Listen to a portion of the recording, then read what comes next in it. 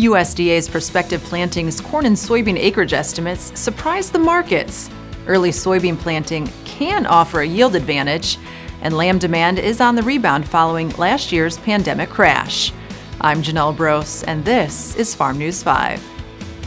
Farm News 5 is brought to you by Ford. USDA's Prospective Plantings estimates were a surprise to the markets Wednesday. Corn plantings are pegged at 91.1 million acres, up less than 1% from last year. Soybean acres are estimated at 87.6 million acres, up only 5% from 2020. That adds up to 178 million acres.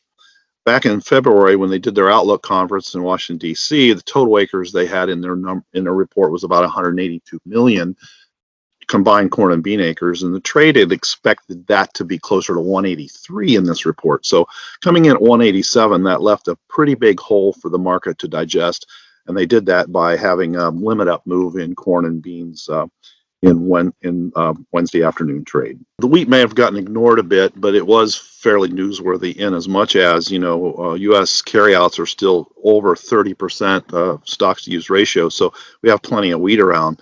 We did get a bearish surprise with all wheat acres being up from what we had guessed. And really the biggest surprise for us and for Michigan is the fact that we saw winter wheat acres up significantly in Michigan by about 14%. So on one hand, they reported corn acres this spring to be down about 4% from last year, bean acres to be up about 2%. We kind of were expecting a bigger boost in corn acres, but it may have been perhaps that Michigan farmers planted a lot more wheat than we expected, and that came out in the numbers yesterday with Michigan wheat acres being 560,000 acres, which is 14% above a year ago. Lake says old crop values will be tempered, but the same cannot be said for new crop corn and soybeans. We would set targets in that 510, 515 range right now. And certainly, if you talk to an MAC merchandiser, you're going to be able to get an idea what some additional targets could be on a move higher. But currently, that's where we would be on new crop corn. November soybean targets would be in the mid 13s right now. We eclipsed the old contract high overnight at 1265, and currently trading in the 1280 range for November bean futures. So that pushes those targets up into those 1320, 1350 range. We do know that Michigan wheat farmers have some problems as it comes to harvest. The processors have a lot of coverage. We have more acres planted now than we expected. So we certainly have a basis problem for Michigan wheat.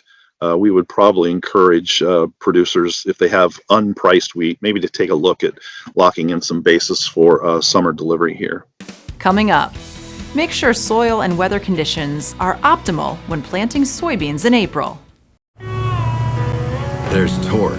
Then there's 1,050 pound-feet of available best-in-class torque. There's towing. Then there's up to 37,000 pounds of available best-in-class towing. There's backing up a trailer. Then there's backing up with available class-exclusive Pro Trailer Backup Assist. In other words, there are trucks, and then there's the new Ford Super Duty, the most capable heavy-duty pickup truck ever built. Planting soybeans early can deliver a yield advantage, but only when soil and weather conditions are suitable. MSU Extension soybean educator Mike Staten offers tips for making the most out of planting soybeans in early April. When we're talking about a yield advantage, we're really focusing more on maybe that last week of April, maybe first week of May is where we consistently see a yield advantage. If we're planting much earlier than that, we don't typically see a yield advantage. Why would we want to plant any earlier than that?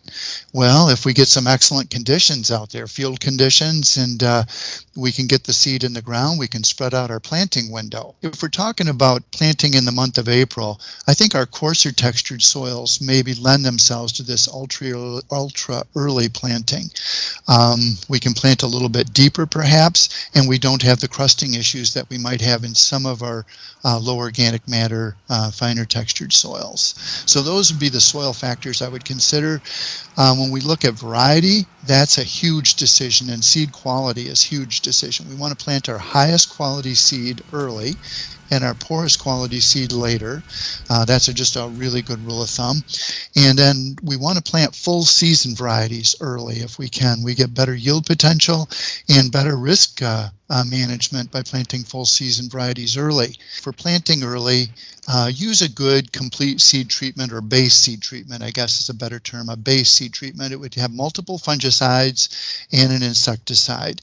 That's just going to give you some replant coverage from the companies and will really help you there. I think I would encourage producers that want to plant early to be willing to accept lower final stands. When we're planting early, we can get stands as low as 65,000 plants per acre that will yield very, very well. State and other MSU Extension specialists and educators are teaming up again this growing season for the virtual breakfast meeting series.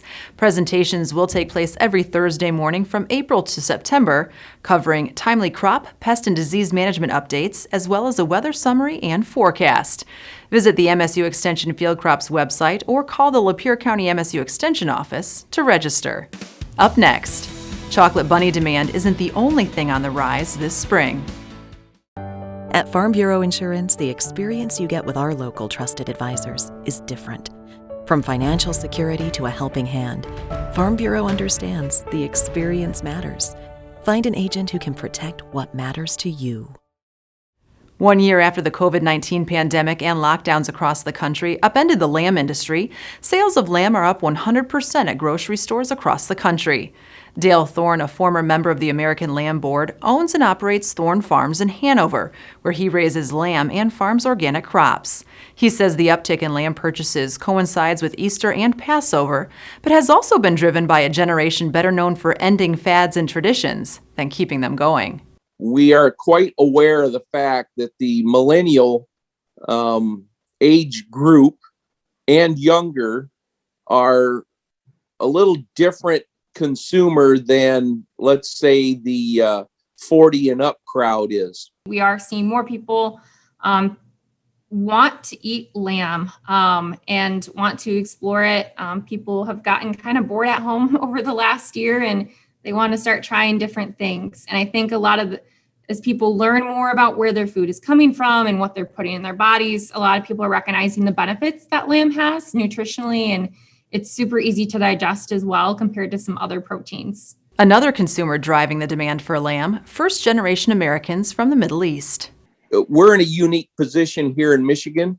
We're not far from Detroit and specifically Dearborn. And Dearborn is the largest Muslim community in the United States. So on my particular farm, we have connected directly with a lot of Muslim consumers out of Dearborn. And I've got repeat customers that come to the farm and buy lamb probably for the last 5 years now. And so our percentage of lambs that we direct sale has continued to go up over the years.